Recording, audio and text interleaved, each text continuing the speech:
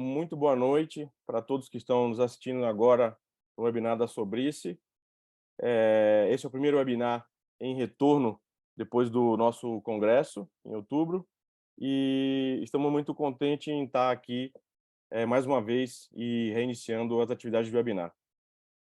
Temos uma convidada especial, a Etel Rivas, que ela é presidente do CID, da Sociedade Ibero-Americana de Intervencionismo, além de outros convidados nacionais ilustres como Rodrigo, Paula e Dêmia.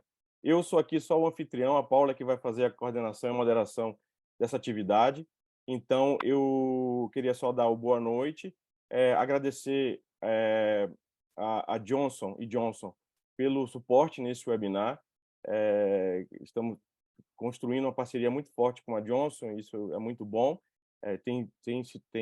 Temos tido os frutos já dessa parceria, e gostaria, então, de iniciar esse webinar. Saludos todos os amigos de Latinoamérica. Paula, o nosso webinar vai ser sobre abordagem de estruturas críticas, como evitar lesões. E eu vou apresentar, então, a Paula, para que ela possa iniciar a moderação. A Paula, acho que dispensa a apresentação, mas, de qualquer jeito, ela é radiologista intervencionista do AC Camargo Cancer Center e é uma radiologista intervencionista de mão cheia. Tá bom, Paula? A palavra é sua, por favor, fique à vontade. Obrigada, Joaquim, pela apresentação. Apresentação de amigo não vale, né?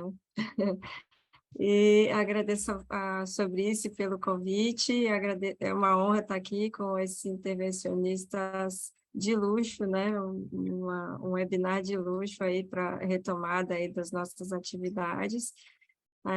Agradeço a Johnson aí pelo suporte. A gente vai começar então com os casos da doutora Etel Rivas, que é a presidente aí da Sociedade Ibero-Americana de Intervencionismo. Doutora Etel, fica à vontade, um prazer ter a senhora aqui com a gente.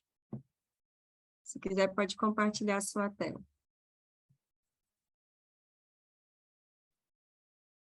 A ideia é que vocês que estão participando com a gente possam mandar as perguntas sobre os casos no chat, tá? Então, fiquem à disposição. A gente vai transmitir aqui as perguntas de vocês.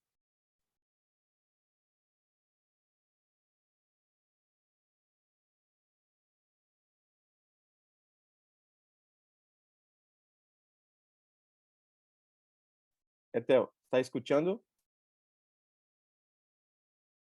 Está mudo. Pero sí escucho, ya le puse español, pero no, o sea, no los oigo traducidos. Está escuchando en portugués o español? Portugués. Y ya le puse Spanish en el globo y no me traduce. Ok. Vamos a resolver eso. Si puede hacer su presentación ahora, por favor.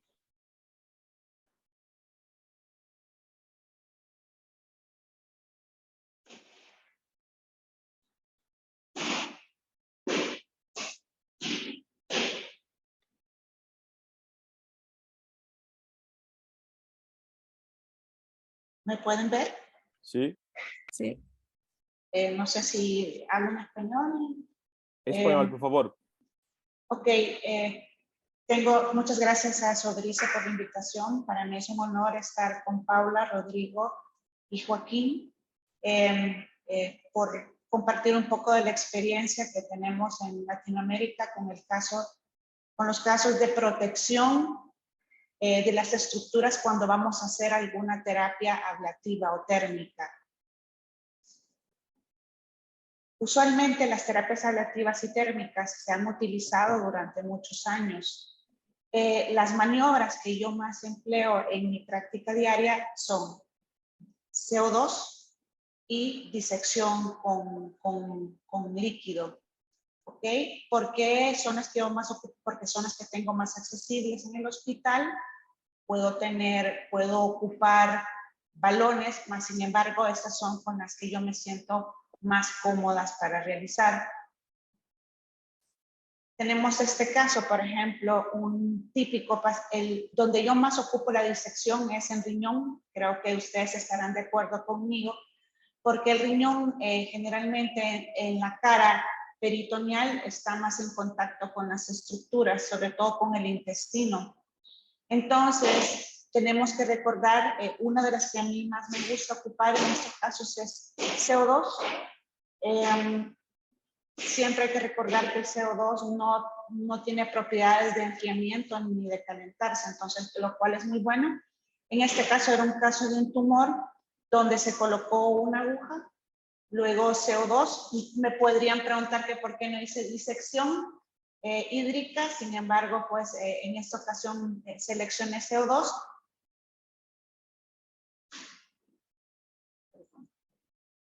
Pueden ver ustedes acá cómo el CO2 aleja las estructuras. Si hay estudiantes acá, es bien importante que no ocupen aire ambiente, porque al principio hay mucha gente que tendría a ocupar aire ambiente.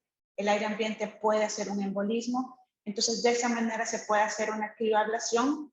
Y algo que quiero que vean, porque además de eso estaba ocupando un pad en la piel.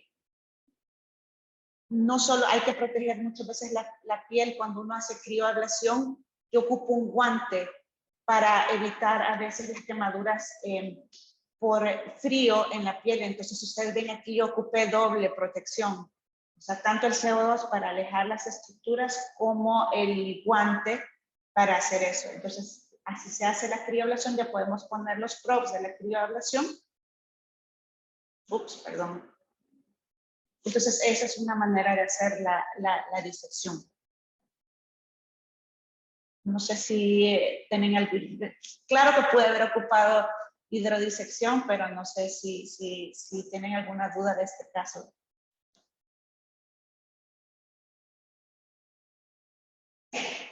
Olá.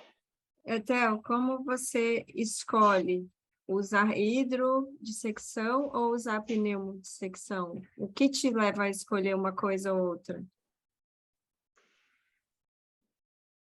Usualmente, yo entendí la pregunta, espero haber entendido bien porque no la oigo en español, pero... ¿Cómo elige el método? ¿La hidrodisección o el aire? Realmente, en este caso, pude haber escogido cualquiera de los dos métodos para separar las asas. La verdad que en estos casos me gusta el gas. Los dos, tanto el aire como el gas, hay que estarlos colocando con cierta frecuencia porque tienden a disiparse, ¿no? Entonces, yo muchas veces va a depender mucho de lo que tenga a la mano. O sea, yo no le puedo decir, hay gente que le gusta más la hidrodisección para las asas. A mí, cuando quiero apartar de repente para hacer crío, en la crío me gusta un poquito más el CO2 que el líquido. ¿Por qué el líquido con la crioablación no? Porque la crioablación, recordemos de que subimos mucho la temperatura y si ocupamos líquido se puede congelar. Entonces, yo prefiero, o sea, se prefiere y la literatura dice que sea CO2 para apartar las estructuras cuando se ocupa crío. Perfeito. Ótimo, Etel. Digão, você tem alguma outra complemento para isso daí, Orion? Etel, excelente, ótima estrategia para isso. Eu penso que é muito importante usar CO2 carbodissecção e não aire solamente pelo risco de embolia.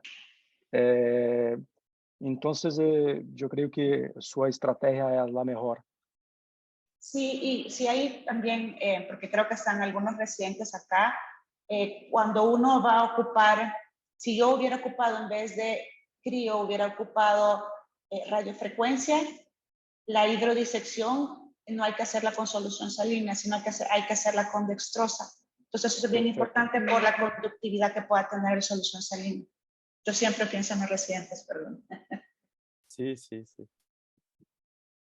Damian, tem alguma outro complemento, Damian? Pode falar em português mesmo, não tem problema nenhum. Está ajustando a questão da tradução ainda, teve um probleminha, estamos ajustando. Realmente concordo, quando é crio, acho que a CO2 ele é melhor mesmo. E a gente que, no nosso serviço, a gente usa muita radiofrequência, é raro a gente usar crio, então a gente tem muito mais experiência em usar dextrose, né? Como a doutora Etel falou, claro, tem que ser, nunca pode usar soro. Paula? Acho que você pode continuar, Theo. Muito bom, excelente. Esto es un caso de un tumor maligno perineural, porque ya nos vamos a otro tipo de tumores, porque también podemos ocupar la ablación en las oligometástasis. Entonces, este era un paciente o en tumores primarios que no sean hígado o riñón. Este era un paciente que tenía un tumor de la vaina nerviosa y pues también pusimos aire para proteger la piel, en este caso de este paciente. Pues ustedes pueden ver ahí el PRO, y también tenemos muchas veces estos casos de estos pacientes cuando a veces se nos olvida, pensamos de que porque no hay intestino o algo alrededor, no protegemos. Sin embargo, cuando está muy cerca la piel, cuando tenemos cerca costillas u otras cosas, también tenemos que proteger la piel. Este fue el caso, pues ahí me Muito prestaron el interessante essa PET. abordagem da pele. Sí, nos prestaron el PET y ustedes pueden ver ya después cómo quedó después de haberse hecho esto. Yo antes, cuando hacía ablaciones en tejidos blandos, no tendía a protegerlos, pero ya les voy a explicar después por qué. Então, você produz esse enfisema subcutâneo com o ar, CO2, o CO2 também? Ou é ar ambiente? No entiendo mucho, pero... ¿Usted usa CO2 para hacer la detección o aire, en este caso? En este caso, puedes ocupar los dos, aire o CO2, porque no estás en una cavidad y es bien poco lo que vas a poner. Ok. O Rodrigo faz bastante,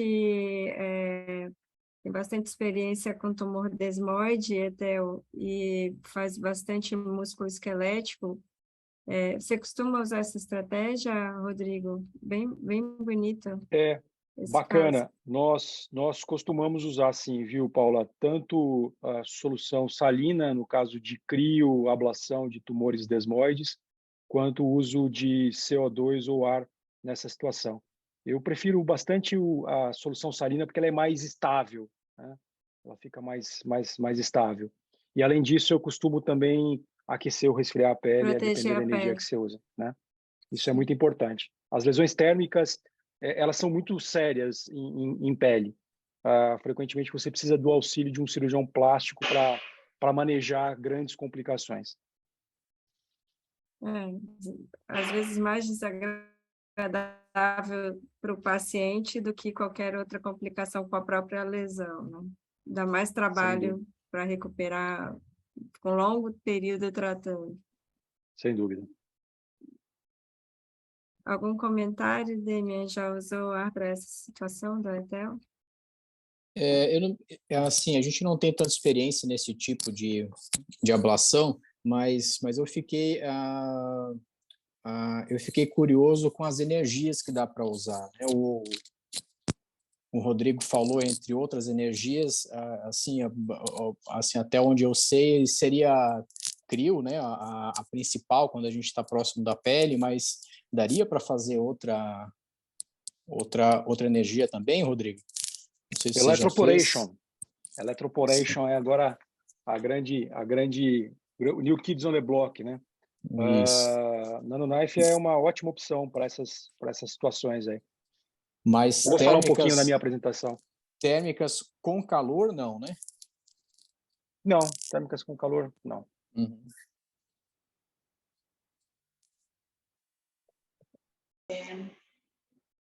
¿Puedo seguir? Sí, muy bien. Bueno, tengo un tumor perivascular epitelial. Aquí sí ocupé hidrodisección, podemos ver cómo yo tenía que proteger el estómago y pues obviamente lo que se ocupa es solución salina. En este caso pues lo marqué con contraste porque es muy importante para poderlo estar evaluando, mezclarlo con contraste. Entonces, ustedes pueden ver acá, ahí está mi aguja y cómo estoy tratando de separar las estructuras, siempre percutáneamente. Y bueno, ahí pues podemos ver, también quemé el otro porque teníamos dos lesiones. Aquí estaba una y aquí estaba más arriba, más abajo la otra, más arriba la otra. Y pues primero tuve que separar de las dos el estómago. Luego puse el probe en la otra y estos son los resultados de este paciente. Entonces, de esa manera, nosotros protegemos la pared gástrica. Entonces, la hidrodisección, como ustedes pueden ver, en este caso era por microondas, eran antenas de microondas, pues entonces nosotros ocupamos disección. Hidrodisección usualmente lo hago con solución salina o agua estéril con medio de contraste, porque en este caso ocupé microondas.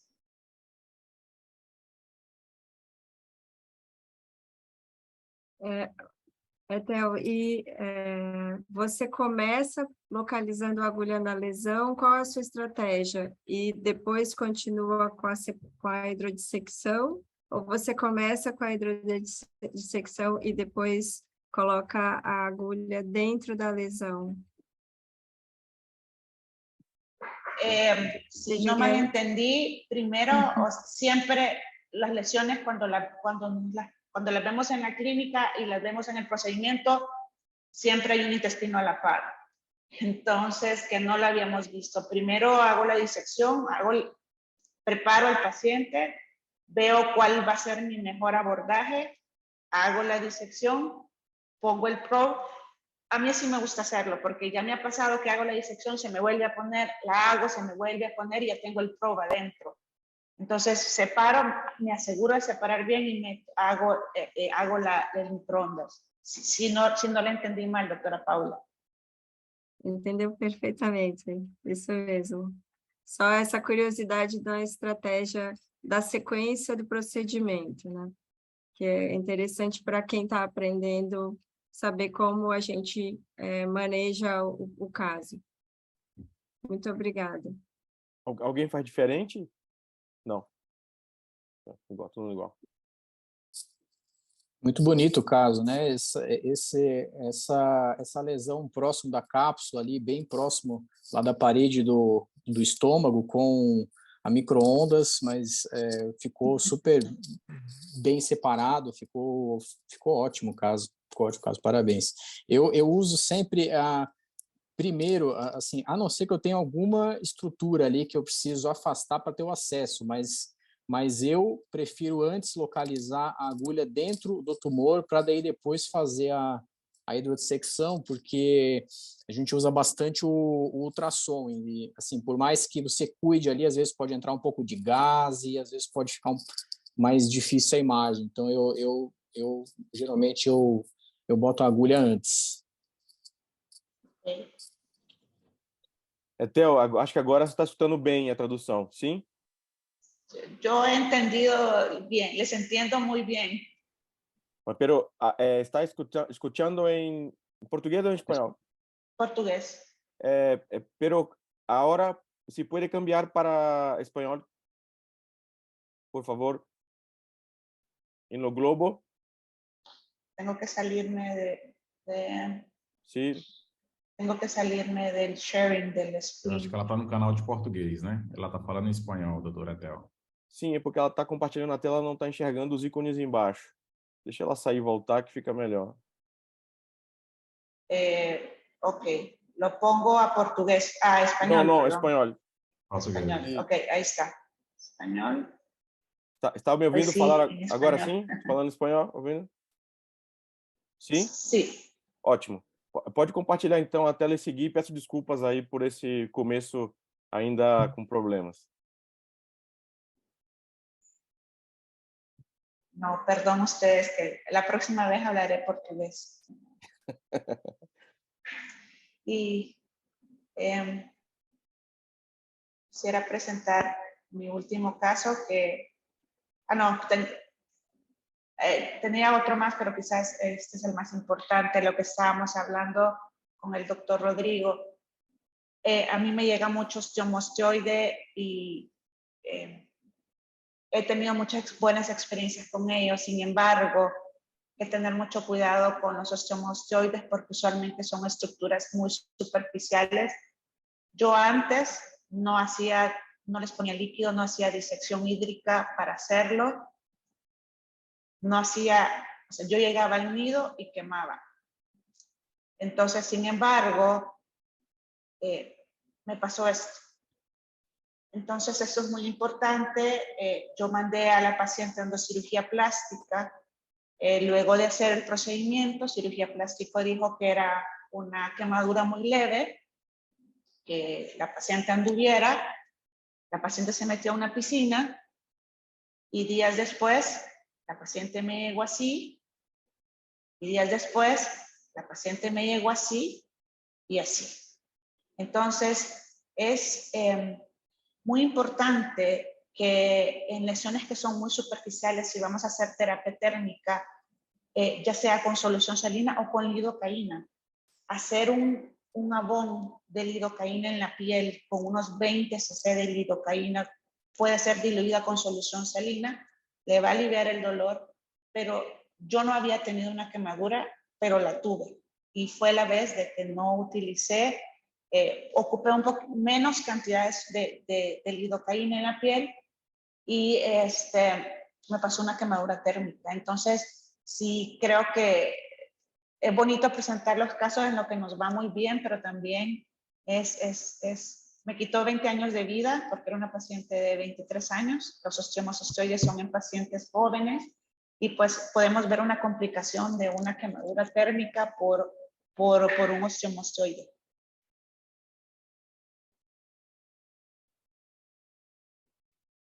Essas complicações, elas são muito terríveis mesmo. A queimadura, ela é uma queimadura Sim. que segue um fluxo de dentro para fora e ela é muito maior do que a gente consegue identificar Do que a gente clinicamente.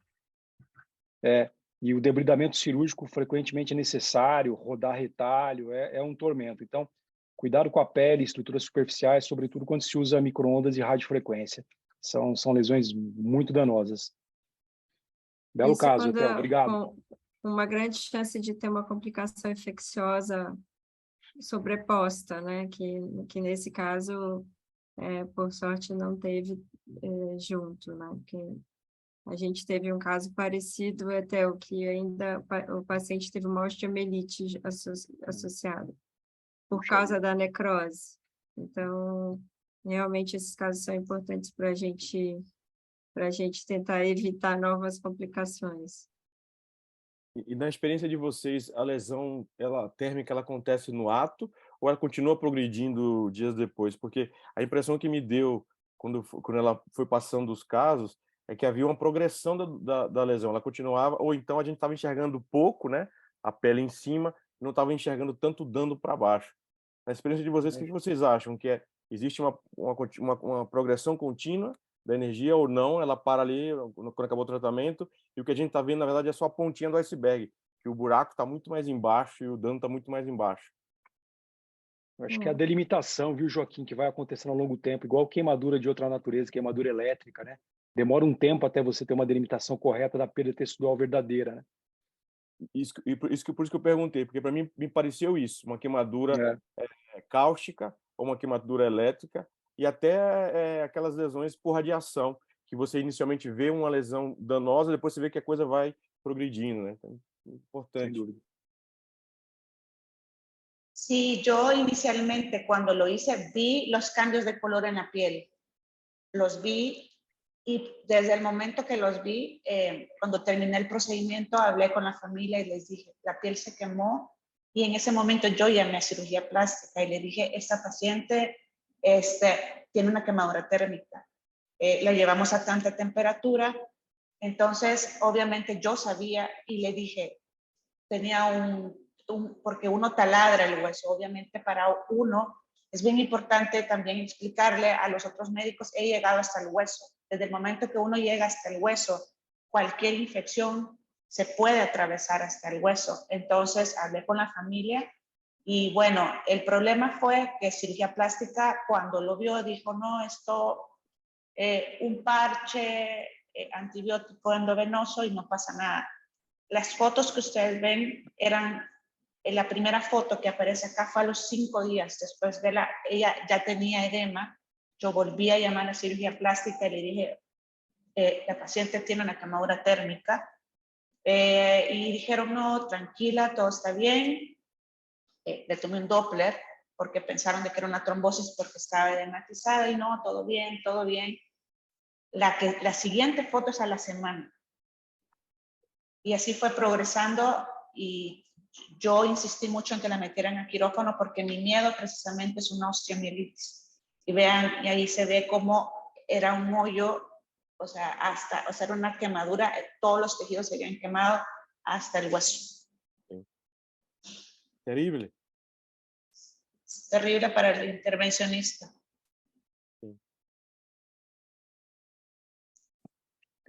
Tem uma pergunta relacionada, Paula, uma pergunta aqui no chat, acho que o Rodrigo até já respondeu, mas poderíamos ouvir também a opinião de todos. O Gustavo Andrade, o Pipoca, pergunta, só para confirmar se entendi corretamente, qual a concentração de contraste que usam para a hidrodissecção?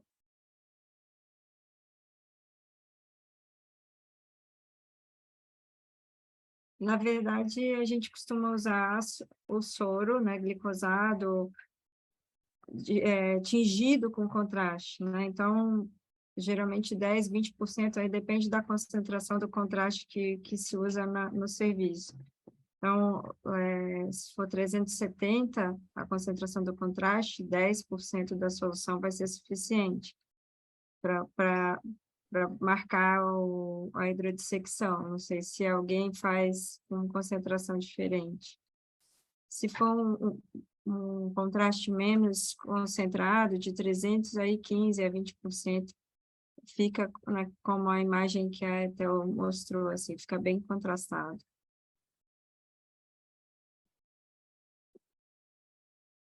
Sí, es aproximadamente lo que utilizamos. Yo generalmente ocupo 370 para hacer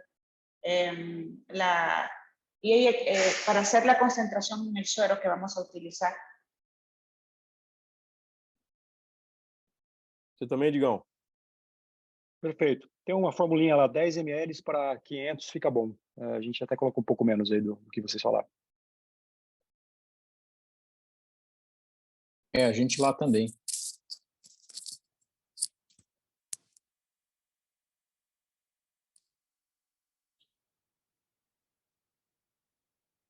Con esos eran los casos que yo les iba a mostrar para que así podamos discutir los otros casos. Graças, Ethel. Muchas gracias a ustedes. Excelente. Gracias. Eu vou, então, continuar chamar o doutor Rodrigo Bobo, que é nosso colega, diretor médico do Centro de Radiologia Intervencionista do Hospital Albert Einstein. Rodrigo, fica à vontade. Muito obrigado por estar aqui com a gente. Estamos Obrigado, vendo a sua queridos. apresentação já. Sempre ótimo participar com vocês. Obrigado, Ethel. Já havia conhecido o Ethel aí na Sobrice. Um prazer imenso tê-los conosco aqui nesse webinar. Obrigado, Joaquim. Obrigado, Maurício, pelo convite. Esse é Mudou o slide, Paula? Mudou, perfeito. Legal. Esse é um assunto que, na minha opinião, é de extrema importância, né? Eu acho que todo mundo que está começando a fazer ablação, trabalhar com terapia térmica ou não térmica, deve tomar um cuidado extremo com as estruturas críticas, né? Eu acho que isso que faz a diferença do sucesso de um serviço frente ao prestígio, ao solicitante, frente à concorrência com os cirurgiões, evitar complicações com relação à proteção extrema das estruturas, eu acho que é tão importante quanto conseguir um bom resultado oncológico. Eu acho que é um pouco isso que eu queria focar para vocês. Joaquim e Paula, nós que somos os mais velhos aqui, né? Olha como a gente está ficando velho. Eu fui resgatar aqui, a primeira vez que eu me interessei por esse assunto tem 15 anos. Foi um pôster que eu levei para o RSNA em 2007, que era uma hidrodissecção, uso de hidrodissecção. Até então, esse nome foi meio que cunhado lá no MD, lá no Mass General, onde eu fazia fellow. E eu fiquei muito impressionado com o resultado, como eles conseguiam bons resultados afastando estruturas críticas, né? Para mim era uma coisa bastante mágica, né? Parecia algo assim impensado até então, e nós acabamos fazendo um levantamento de 27 casos naquela ocasião, e a gente até conseguiu aí ganhar um prêmiozinho na ocasião, e foi sugerida uma publicação no Radiographics. A partir de então, a gente evoluiu nesse interesse em publicações. Em 2013, nós publicamos um artigo desculpa, 2009, nós publicamos um artigo na JR, com um aspecto mais técnico e fazendo uma análise mais sistemática do uso de destrose, 5%, na separação das estruturas críticas, e com algumas dicas e truques aí de monstros como o Peter Miller, o Ronald Arilano e a Débora Gervais, com quem eu aprendi a fazer hidrodissecção.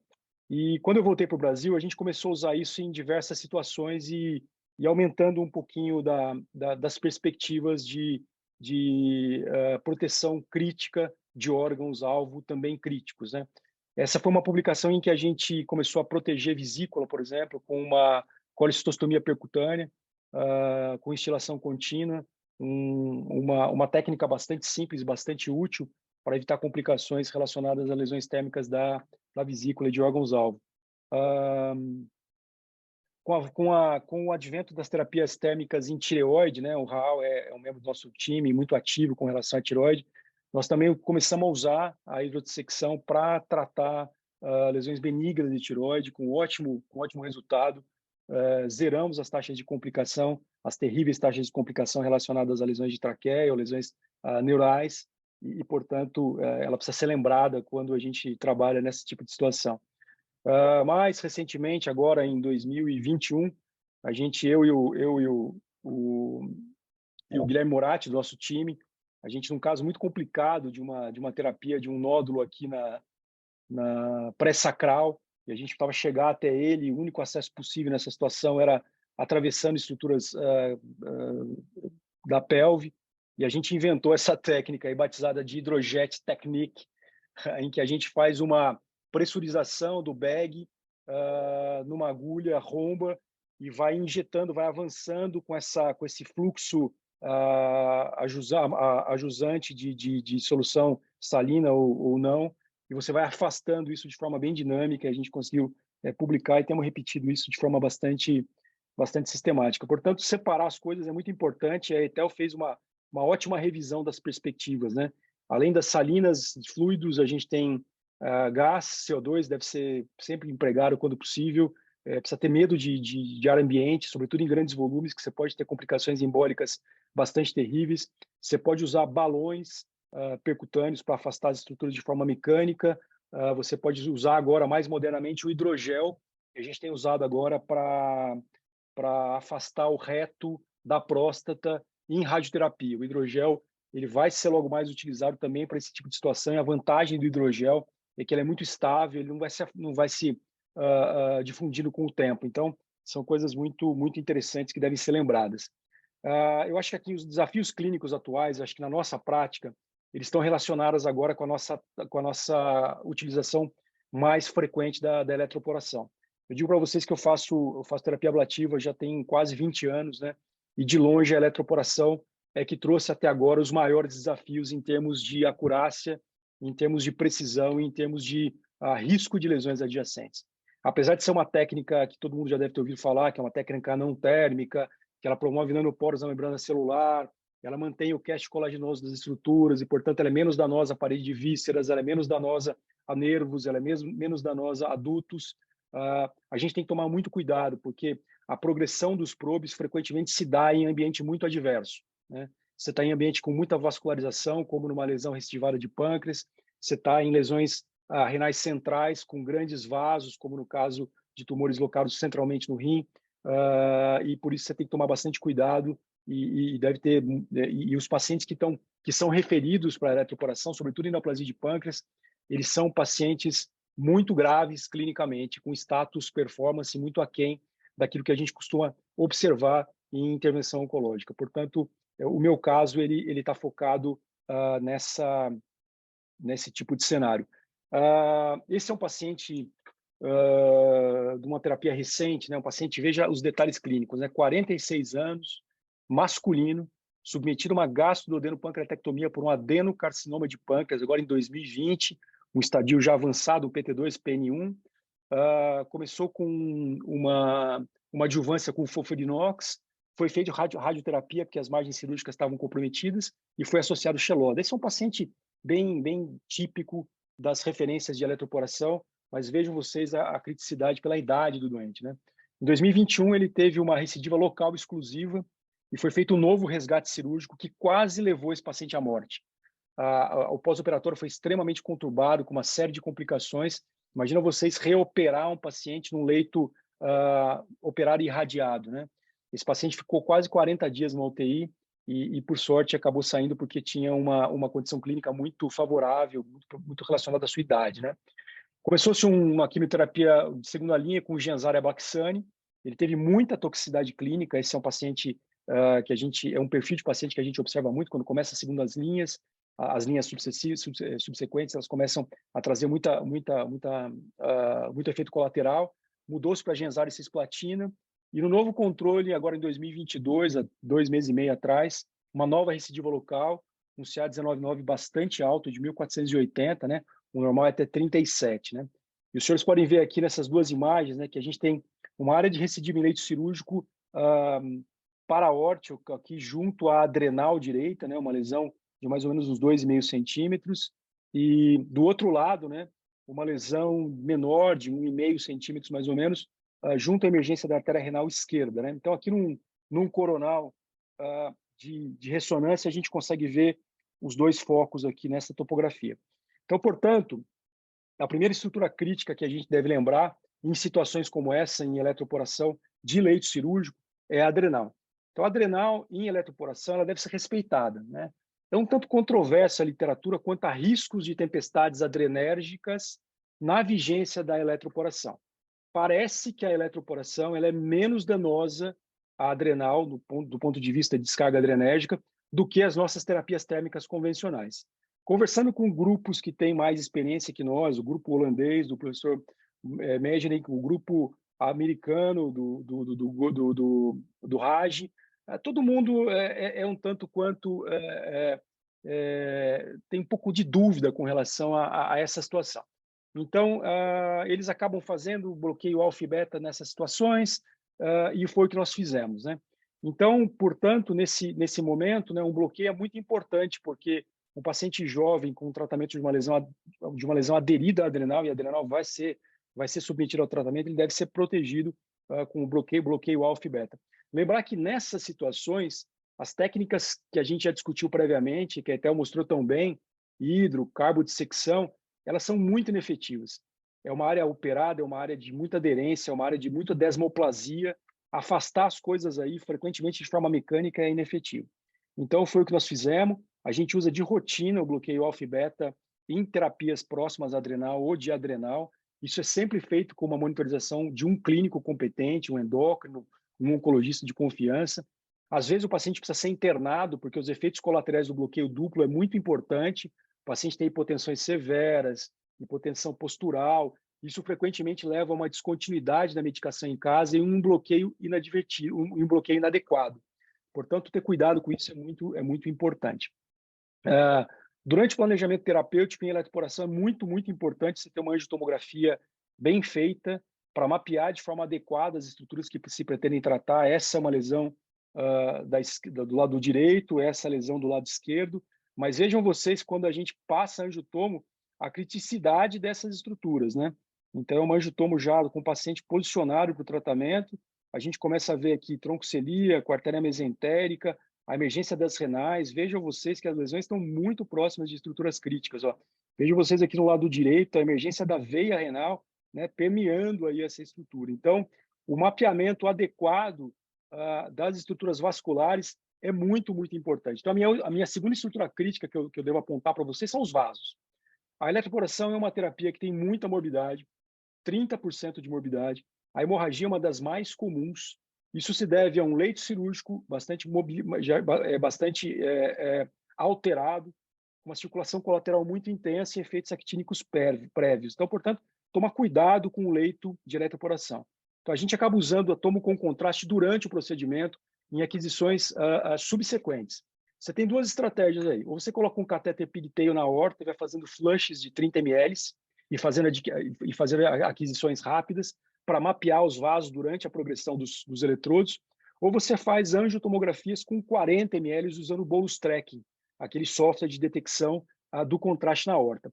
A primeira opção é uma opção bem holandesa, o Mart Imaging lá em Amsterdã, ele usa bastante essa estratégia, mas você acaba agregando mais custo ao procedimento. Precisa passar primeiro um catéter com angiógrafo, depois trabalhar o procedimento todo na tomografia intervencionista. Quando você tem os equipamentos híbridos, isso fica muito mais fácil, mas eu tenho trabalhado com angiotomo com 40 ml com bolus tracking, tem ficado bastante bom, tá? Outra estrutura crítica que a gente tem que lembrar são pulmões, né? Sempre que você vai trabalhar nesse retroperitônio mais alto, né, o pulmão, o espaço pleural pode ser um problema. Isso por conta de pneumotórax, por conta de hemotórax. Eu não sou um fã de transfixação inadvertida de parênquima pulmonar. Tenho colegas aqui que advogam, que fazem, que publicam, etc. Eu sempre fui muito crítico, né? Se você consegue afastar um órgão que não deve ser violado, né, um órgão que está isento de neoplasia, por que fazê-lo se você tem estratégias como o pneumotórax estático, né? Então, foi isso que a gente fez nesse caso, né? Então, se vocês observarem aqui, esse é um pneumotórax estático sendo construído, né? Eu gosto de usar ou uma agulha de Verres, essas de laparoscopia, uso sempre a pediátrica, que é mais fininha, ou você pode usar um kit mais baratinho, que é uma agulha de peridural da Brown, que vai muito bem também. E usando sempre aquele expediente, né? Colocar uma gotinha de solução fisiológica, de solução salina, aqui na extremidade dos instrumentos perfurantes, né? E quando você chega no espaço pleural, pela pressão negativa, essa gota dentro da agulha e você sabe que você está lá. Então, a gente sempre usa pressurizadores de CO2, né? É um equipamento super barato, você pode emprestar isso do centro cirúrgico, é fácil de usar. Se você não se você não souber usar, pede para um cirurgião qualquer da sua confiança te ajudar a colocar as pressões, é extremamente simples e extremamente seguro, né? Em pneumotórax estáticos de grande volume, você não deve usar ar. Você não deve usar ar. Você vai correr um risco desnecessário. Então, nós trabalhamos nesse caso com 5 eletrodos do lado direito.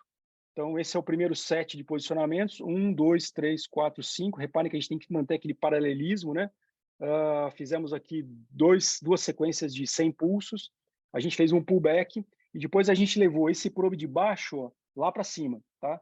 Então, a gente ficou com outro set de eletrodos para pegar aquela porção mais superficial. Imagine vocês o tempo, o trabalho que leva isso, né? E não se esqueçam que tem outro lado para tratar ainda, tá? Então, também a mesma coisa, 2 sets de 90 pulsos. Depois a gente foi para o outro lado, né? Aí foram colocados mais 4 eletrodos, né? Essa é mais ou menos a configuração, e o tratamento foi feito dessa maneira. Após o procedimento, a gente reexpande o pulmão com um catéter de monolumen multiperfurado, o pulmão volta ao seu espaço natural, sem grandes problemas. E esse é o controle final da eletroporação. Reparem vocês, né? Que é uma coisa que a gente está aprendendo agora com o tempo, a quantidade de gás que se forma nos leitos operatórios. Reparem inicialmente aqui o lado direito, aqui até está um pouco mais evidente o lado esquerdo, mas é porque a gente já tinha acabado aqui, o lado direito há mais tempo. Tem gás em tudo quanto é canto, tem gás peridural lá, se vocês forem olhar a coluna. Isso é muito comum. Reparem o lado esquerdo, tem gás até dentro da veia renal. Então, é uma coisa que assustava a gente no começo, né? Hoje a gente está um pouco mais acostumado, né? Esse gás é curioso, né? Que ele é um gás de hidrólise. Ele é um gás da hidrólise das moléculas de água dos tecidos que você está submetendo à eletroporação. Lembra quando você passava uma corrente elétrica lá no colégio, né? Num pote de água, e você separava o hidrogênio do oxigênio? É isso que acontece nesse cenário, uma vez que é uma técnica não térmica, né? Esse paciente já temos 2 meses de segmento e está sem dores lombares. Dores lombares era uma queixa bem importante dele. E o CET199 caiu em 2 meses pela metade, um pouco menos da metade, o que nos leva a acreditar que o procedimento foi bem sucedido. Nós estamos aguardando ansiosamente um PET ressonância agora em janeiro. Portanto, esse é o meu caso que eu tinha para apresentar para vocês. A eletroporação leva à necessidade de proteção de estruturas críticas a níveis extremos, e agradeço de novo a oportunidade para dividir essa experiência com todos aí, e aguardo o debate. Tá? Muito, muito grato.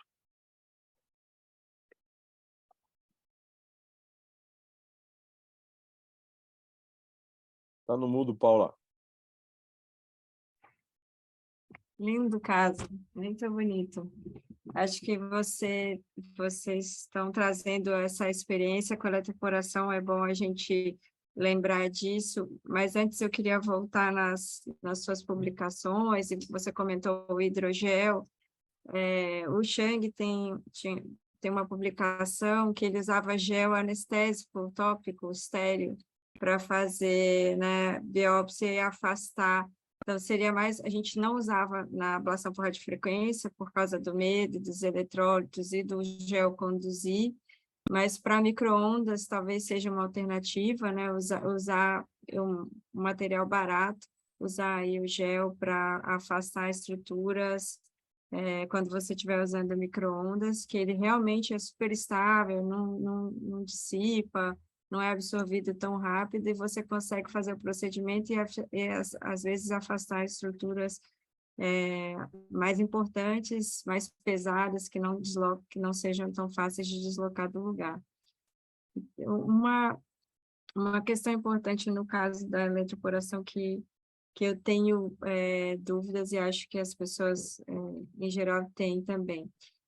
Você, se não tiver alternativa, no caso, você fez o pneumotático num lado, e se você tivesse que fazer o outro lado, você faria, reexpandiria um pulmão para fazer o outro pneumo? Sim. Isso mesmo, né, Paulo? Porque a gente já teria acabado o outro lado, né? Já estava tranquilo, já tinha posicionado cinco eletrodos, né? Então, puxa vida, se fossem 2 eletrodos, fala, puxa vida, até vou transfixar, o probe é fino, 19 gauge, etc. Eu não gosto, eu evito transfixar pulmão. Então, como eu sabia que eu ia colocar 5 ou 6 eletrodos, então a gente já entrou preparado para um pneumotático, né? Não é difícil o pneumotático, assim, a gente tem feito bastante aqui no serviço para várias situações. Eu acho que você tem que aprender a fazer, para aprender a trabalhar e desmistificar esse negócio, sabe? Porque ele é muito útil em situações diversas, né? Além do que eu acho muito elegante você não transfixar um órgão que não está cometido, né? Então eu murcharia aquele lado e faria da mesma forma o outro, né? O lado esquerdo não foi necessário, a gente tinha um acesso que evitava acesso o mais pulmão, baixo, né? acessinho mais baixo, né? Tá. E no caso desse tempo, você está com suporte, você está com anestesia, que é eletroporação, anestesia geral, mas quando você vai fazer pneumotático em outras situações, você sempre pede o anestesista ou não? Paula, a gente trabalha sempre com anestesista aqui, né? Eu tenho um time de anestesia dedicado, né? Essa foi uma aquisição bem importante aqui para o serviço, sabe? Eu sempre tenho anestesista. Eu nunca trabalho com um procedimento mais crítico assim sem anestesista, sabe? Não sei se a Paula tá congelada, acho que sim. A Paula voltou, legal.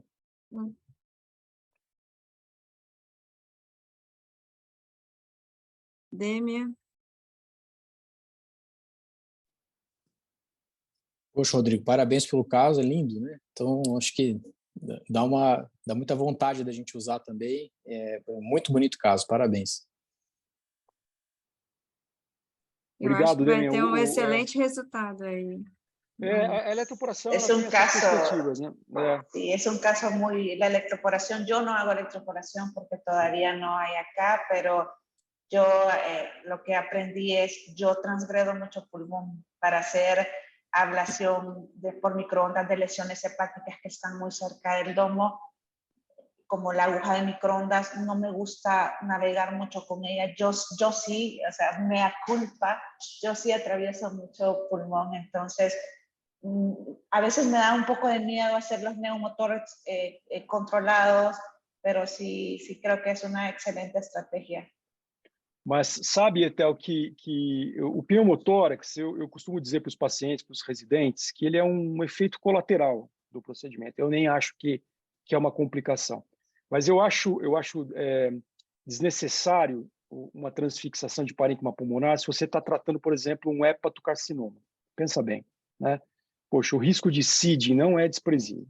Você tem um seeding numa cavidade pleural, eu acho que é dramático, né? Então, eu acho que, sobretudo nessas lesões que têm risco maior de disseminação de trajeto, evitar transfixar uma cavidade, um órgão que não foi atingido é sempre louvável, né? A gente sempre tenta também evitar lá. A gente, eu tenho ainda assim, ainda dificuldade, Rodrigo, de fazer o tático. Eu sempre tenho bastante, demora bastante, às vezes não dá certo.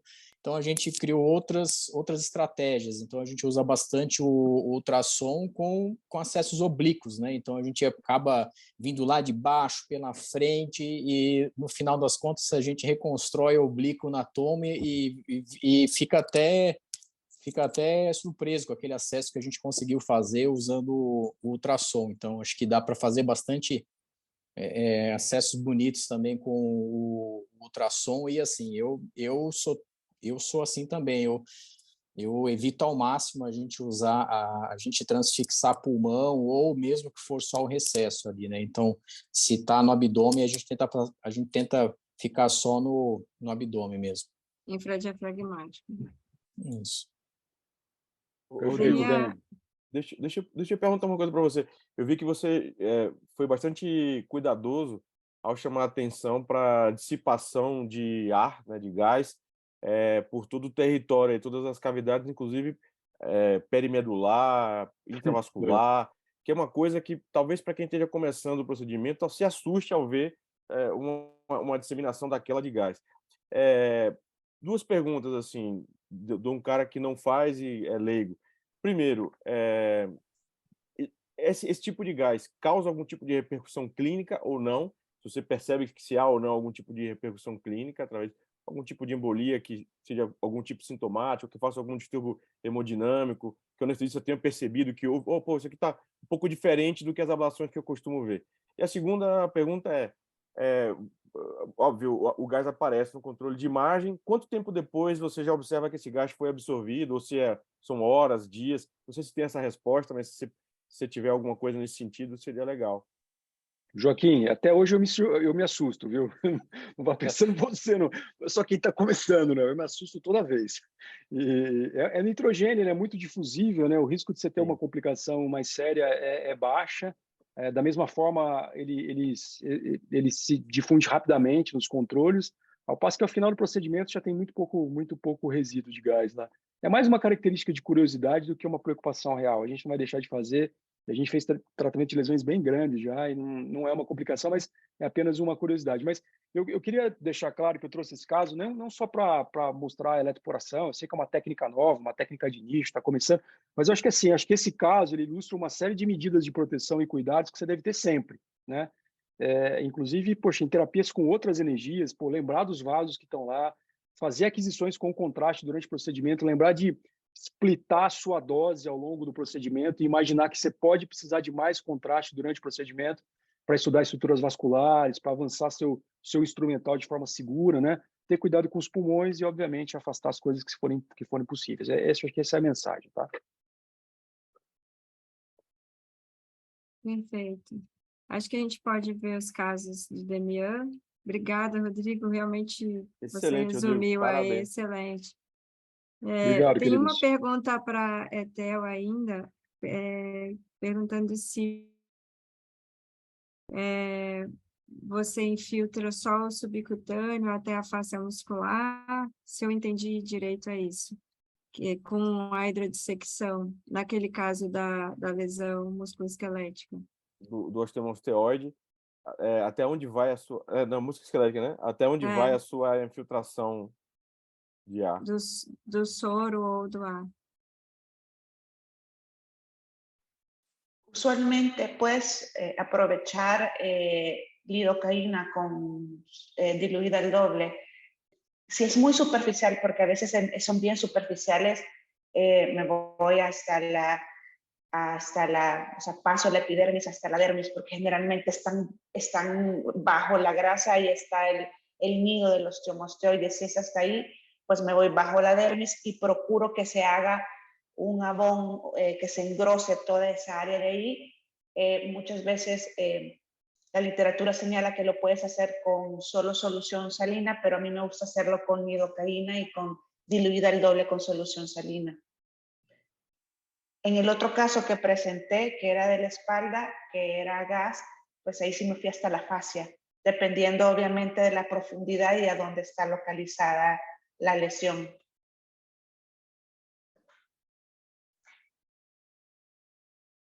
Excelente, Raquel. Muito obrigada. Tem uma outra pergunta, Rodrigo. Caetano Finge falando que na Argentina eles não têm, né, eletroporação, e para lesões renais centrais eles usam o catéter de nefroproteção. Acho que o Daniel vai até mostrar um caso. Ele pergunta se a gente faz uso dessa estratégia aqui. Você, Demian, Etel também, se quiser comentar um pouco sobre a Olha, com eletroporação você não precisa, tá? Você não precisa fazer pialoproteção. Nós temos um caso só, renal, tratado com eletroporação na nossa casuística, né? A gente usa muita crio, ablação para lesão central renal. Eu já usei mais o catéter para pialoproteção, hoje eu uso quase nunca. Eu para ser sincero, eu não acredito nessa pialoproteção como uma medida de proteção térmica. Eu já acreditei mais, hoje eu não acredito. E eu gosto muito mais de deixar um duplo J passado do que deixar um catéter irrigando. Eu faço com frequência quando o paciente é monorrenal, quando o paciente tem um rim apenas. O risco de ter um coágulo, de obstruir o sistema coletor, de você ter algum problema, acaba sendo muito maior. Mas eu parei de fazer as irrigações contrárias nessa situação, tá? Essa é a minha opinião. A gente faz bastante lá, a gente usa bastante essa técnica, que a gente não tem a crio, então a gente faz bastante com a radiofrequência, e é uma, assim, né, assim, para a gente funciona lá, e só que, assim, também, a gente, praticamente sempre, hoje, né, 100% dos casos, a gente passa o duplo J também depois, né? Então a gente tem essa dupla proteção aí. Daniel, você que já está aí, então o Daniel João Cláudio Travesso foi residente comigo lá no AC Camargo, e hoje é diretor médico da Radiologia Intervencionista da Rede Prevent Sênior. Obrigada, Demian. Acho que você pode apresentar.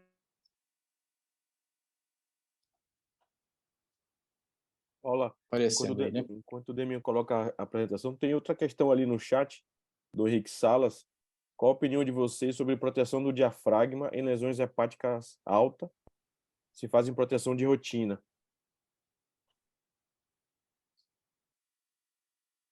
E aí, Salas, tudo bem? Obrigado pela pergunta para o time aí. Se tem um órgão que eu tenho medo é diafragma, sobretudo com lesão térmica de micro-ondas. Acho que o Juliano Andrade está aí na apresentação também. A gente teve um caso ontem em que a gente perdeu aí uma boa 1 hora aí protegendo o diafragma nessa perspectiva. Eu tenho bastante medo. Eu já tive 2 hérnias diafragmáticas em terapia ablativa, né?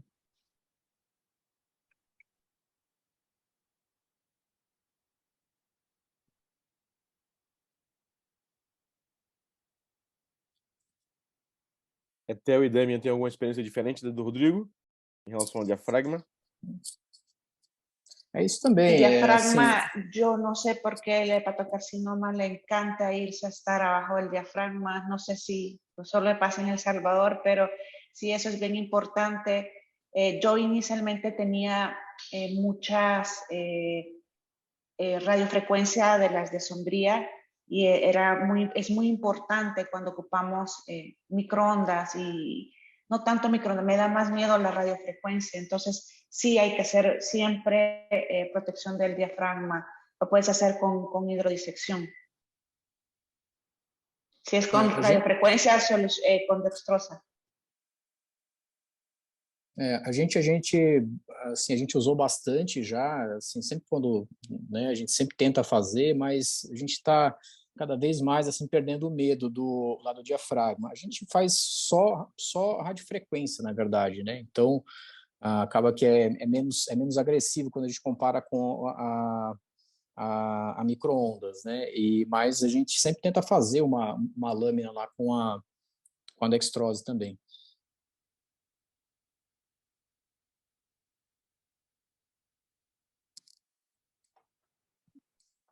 Vamos lá, Dani. Aí depois a gente continua com o chat. Obrigada, gente. Muito rica essa discussão hoje. Gente, boa noite. É um prazer e uma honra estar aqui. Muito obrigado pelo convite. Falar sobre... Eu tenho 2 casos aqui para a gente ver. selecionei 2 casos de ablação renal, que é mais o nosso carro-chefe lá, né? Então, assim, os nossos principais objetivos né, como o Rodrigo falou, assim, a gente tem que cuidar muito para não causar nenhum dano ali no paciente, né? A gente está nessa luta da gente conquistar espaço, então a gente não pode, a gente tem que trazer um resultado oncológico legal, mas a gente tem que sempre cuidar para não trazer esses danos, né? Então, eu acho que esse webinar é bem importante mesmo, né? Então, a máxima segurança, a gente vai priorizar o minimamente invasivo, então a gente vai evitar passar por outros órgãos, né? E ser minimamente invasivo, como é a nossa técnica, né? A gente sempre tenta uma alta precoce, então quanto menos a gente invade o paciente, mais precocemente a gente consegue dar alta para o paciente, e a gente vai sempre fazer o segmento ambulatorial desse paciente para a gente garantir que aquilo foi realmente efetivo.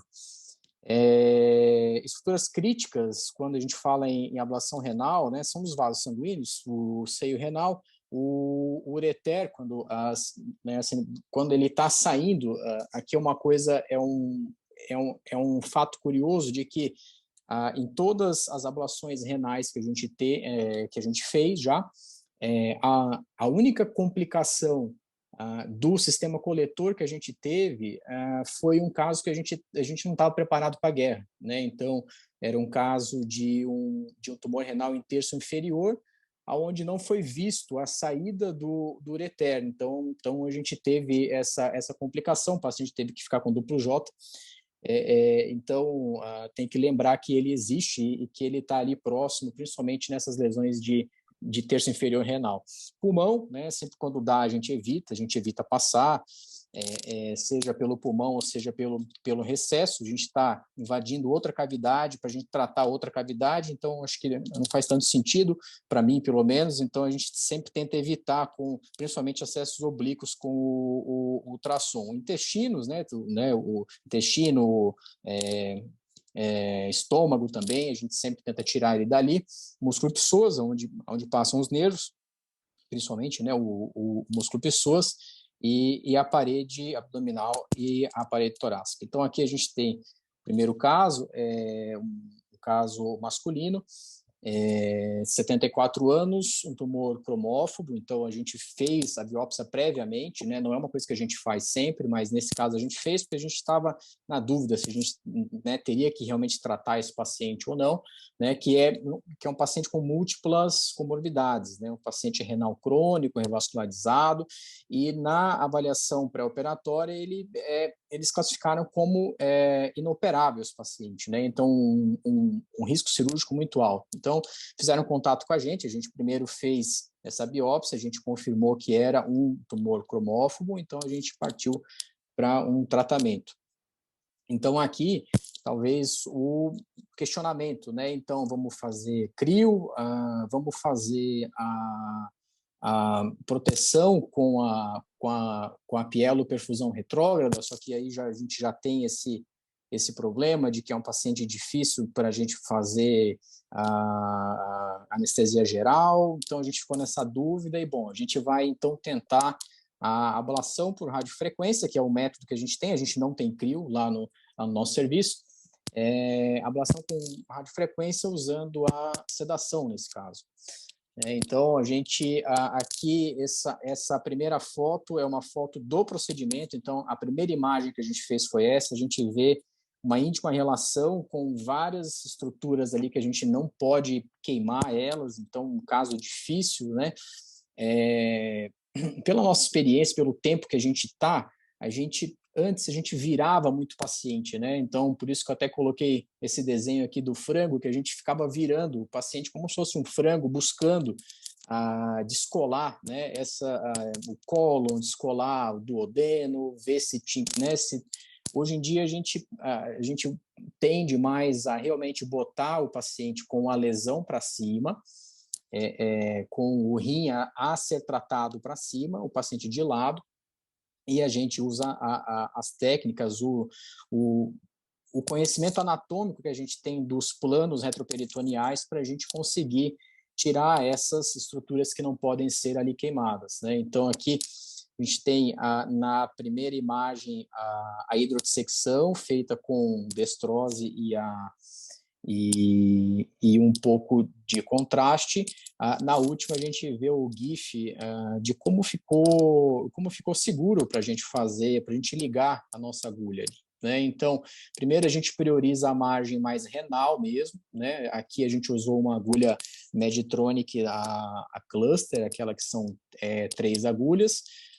Bom, mas tem um risco, né? A gente está entrando com 3 agulhas, tudo é porque ali estava muito, o acesso pelo ultrassom estava muito seguro para a gente. Então, ali eu resolvi usar a Cluster, que é um tumor grande esse, pelo acesso mais seguro que eu tinha ali. Né? Então, a gente fez, aqui nesse caso, eu acabei fazendo 4 ciclos, né, com reposicionamentos, e é um caso bastante recente, a gente fez esse caso no mês passado, então a gente não tem ainda o resultado desse caso, mas né, dá para ver que houve uma hidrodissecção, um afastamento bem importante ali daquelas estruturas.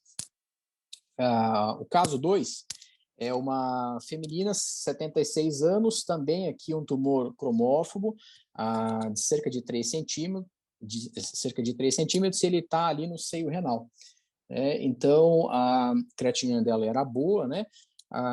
E a proposta da Uro era uma nefrectomia radical para ela. Né? Então, entraram em contato com a gente, né? E, claro, esse caso também a gente fez a biópsia prévia, não foi a biópsia no procedimento, a gente fez antes, e a gente sentou com ela e a gente explicou, né? Então, olha, a proposta da senhora é uma nefrectomia radical, então a gente tem aqui algumas técnicas, a gente acha que é possível a gente tentar fazer o tratamento minimamente invasivo para a senhora preservar o rim, né?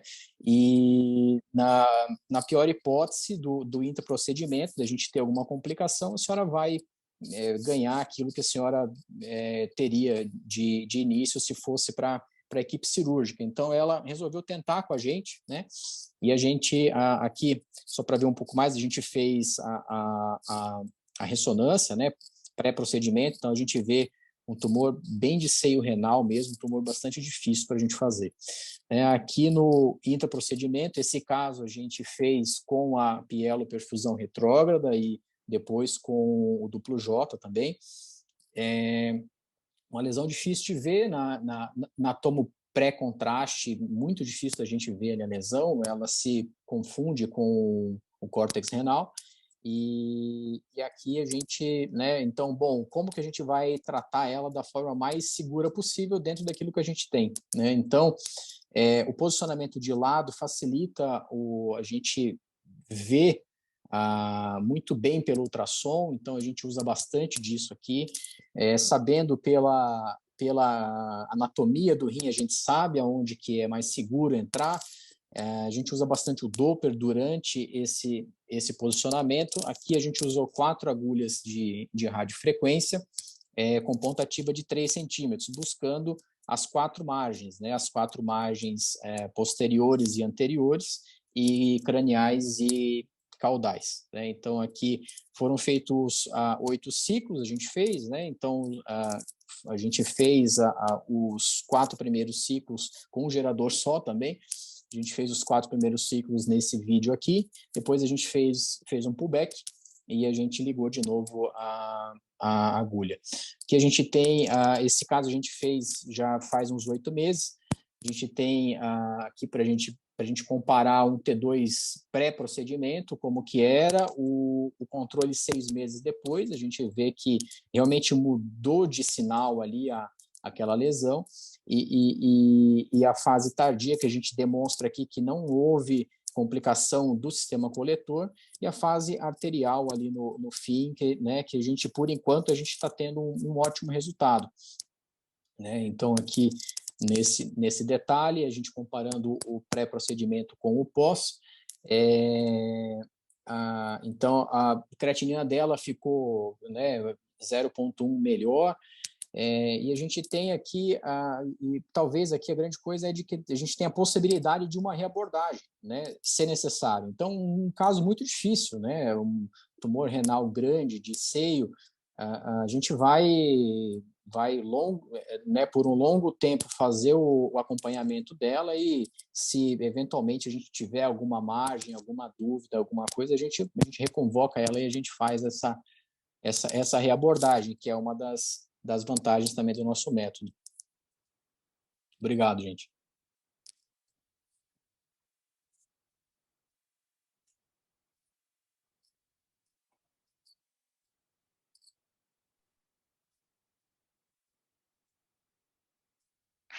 Muy buen caso. Los tumores del seno renal son, creo que, los más difíciles de tratar con ablación.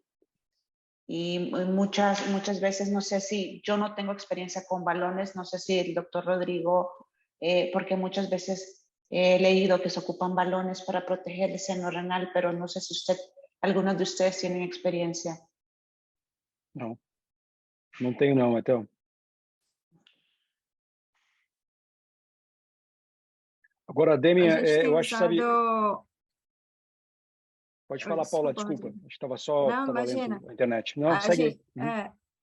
A gente tem usado, às vezes, agulha de borda romba para fazer báscula das alças durante o tratamento. Não sei se alguém usa isso para criar mais espaço.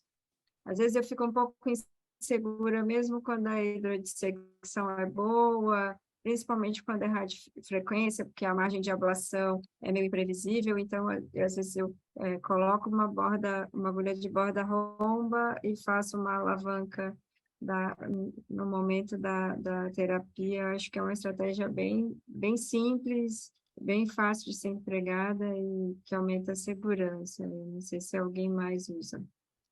É sempre uma boa estratégia mesmo, né? A alavancagem, assim, né? Sempre que é possível, Sim. Você consegue afastar, né? Uhum. O Demian, sabe... Sim, Rodrigo, pode falar, por favor. Desculpa, cara. Eu só queria elogiar o seu trabalho, que eu acho que você tem uma experiência muito grande com radiofrequência em lesão renal e você consegue entregar um resultado muito custo-efetivo, né? A gente sabe que você trabalha numa rede de saúde que tem uma população idosa bastante volumosa, né?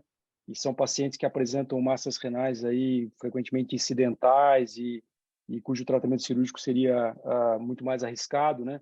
E mesmo só tendo aí a radiofrequência, né, você consegue ter resultados muito legais, né? Então você está de parabéns pela perseverança e pelos bons resultados e a criatividade, como nesse último caso que você mostrou, tá? Muito legal. Valeu, Rodrigo. Valeu, obrigado. É um caso que muita gente provavelmente ia recusar, né, nessas condições, né, de só ter radiofrequência. Então, realmente,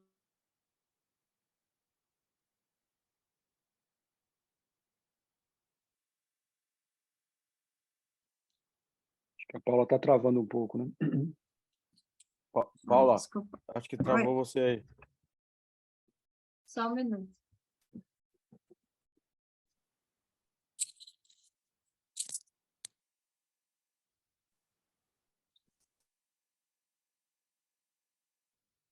Vocês estão me vendo? Tá tudo certo? Sim. Não,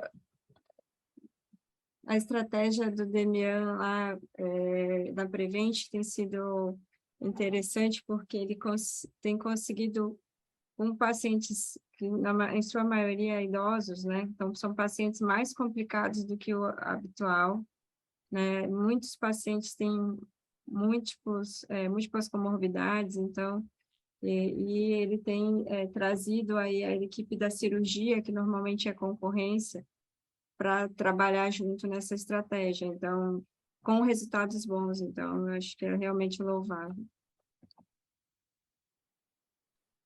Bem, a gente não tem perguntas no chat agora, apenas uns comentários. O Rodrigo ensinou aí a fazer pneumotático com abocate, achei interessante, então ele deixou a descrição de como ele faz. Obrigado, Rodrigo Frota. E o Henrique Salas reforçou aí a importância mesmo da proteção aí do pulmão e do diafragma, né? do diafragma, na verdade, isso. Ele falou que ele sempre faz, a gente sempre faz também. Eu acho que a grande mensagem que a gente quer deixar, né, com esse webinar é que todo o tempo que você gastar preparando o paciente antes da ablação vai ser um investimento no seu resultado, né? Então, a gente não precisa ter essa ansiedade de fazer logo, de colocar a agulha, posicionar a agulha e fazer o tratamento antes. Olha todo o ambiente, olha tudo que está em risco e investe mesmo tempo do procedimento, separando as estruturas, protegendo o que é importante para evitar aí não só desfechos ruins, complicações, como você queimar o próprio procedimento, né? Porque às vezes você faz como aquele caso que é emblemático que a Etel mostrou, né? É um caso que a gente guarda, né? Você faz várias osteoides maravilhosos, é o tratamento de escolha para essa doença. Aí a gente tem uma queimadura, né? Que é dramática, né? Que você tem que tomar o máximo de cuidado e que ninguém sabe manejar, né? Nem o plástico acreditou que a queimadura era tão grande quanto a Etel estava tentando, não, faça alguma coisa, vamos tratar rápido. Então, muitos ensinamentos desses casos que vocês mostraram. Alguém quer fazer mais algum comentário?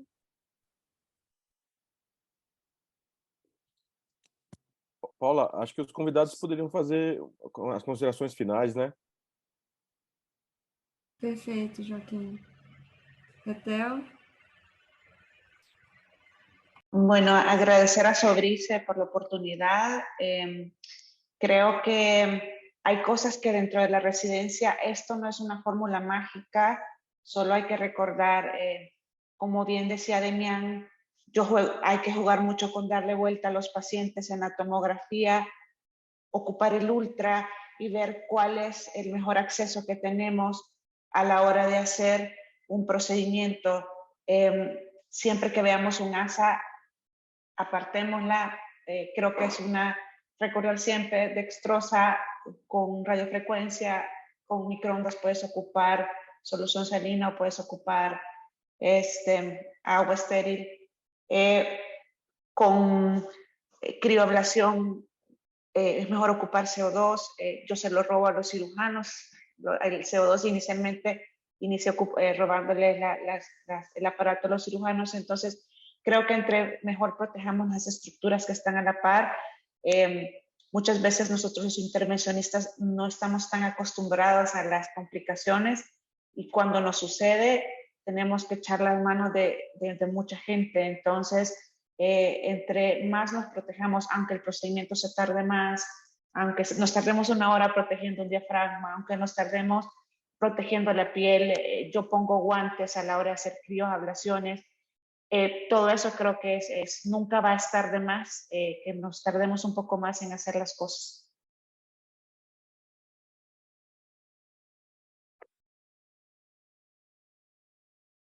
Rodrigo, seus comentários.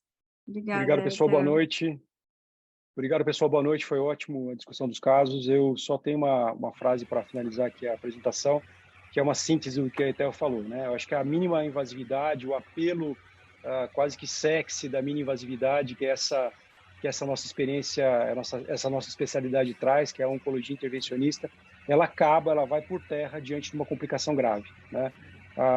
Isso nos equipara ao procedimento de maior invasividade que a gente esteja substituindo. Portanto, antever problemas, planejar e proteger adequadamente as estruturas adjacentes é vital, tá? Gente, muito obrigado pela oportunidade de estar aqui falando. Acho que é um tema extremamente importante mesmo, principalmente para os novos aí que estão agora começando, que é uma luta de todos aqui, né? Então a gente luta pela especialidade, né? E é muito ruim, né? Quando a gente vê com a gente ou com algum colega, alguma complicação que ela poderia ter sido evitada. Então, acho que é um tema bastante importante para todo mundo que está começando. Muito obrigado pela atenção de todos aí.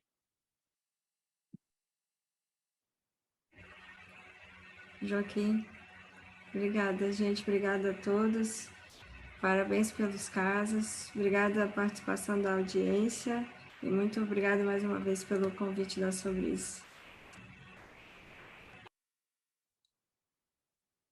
A Sobrice agradece a todos vocês pela participação e presença aqui hoje. Foi, sem dúvida nenhuma, um webinar bastante rico em discussão e dizer que ainda teremos esse ano alguns webinários pela frente. Retomamos aí pós-congresso as atividades de webinários que consegue levar informação aonde alguns intervencionistas não conseguem ter acesso. Acho que meu sinal está um pouco ruim, não sei se estão me ouvindo.